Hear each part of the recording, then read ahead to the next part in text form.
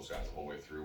Was that planned from the start? And kind of manage what you were going to do? No, it wasn't planned, but we just made a decision at halftime.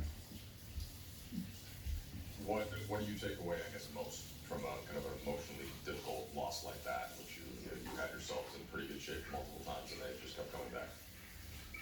Well, we certainly played well enough to win, and we gave the effort to win, and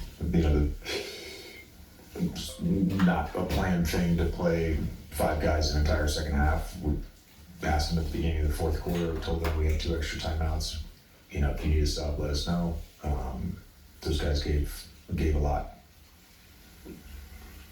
JJ, how much stress did Ant put your perimeter defenders on there in the fourth, and just how did your guys, I guess, at times fight, compete, keep him to space, but ultimately kind of ran out of gas against him? Yeah, I mean, he's a difficult player, and I think there's certain lineups that you can look at that they play that we could have mixed in some different things when they have their shooters out there.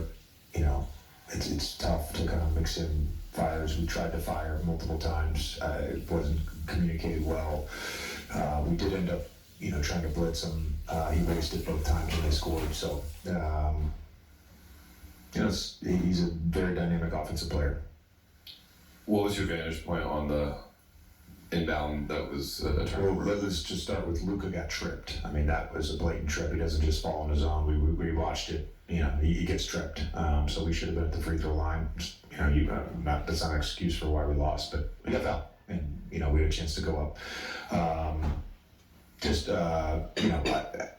Again, you work on the end game stuff, and you draw it up, and you tell guys very specific things. We didn't execute it, and very obvious we didn't execute it. So I don't know that's my only vantage point. We just didn't execute it. JJ, were you concerned at all as I know you said you checked in with the guys at the start of the fourth quarter about trying to find a minute or two there? LeBron has obviously played a ton of basketball in his life, and is there any second guessing for you on that decision? Not on that one. I think once you've kind of made that decision, and they all are in, you just got to trust them.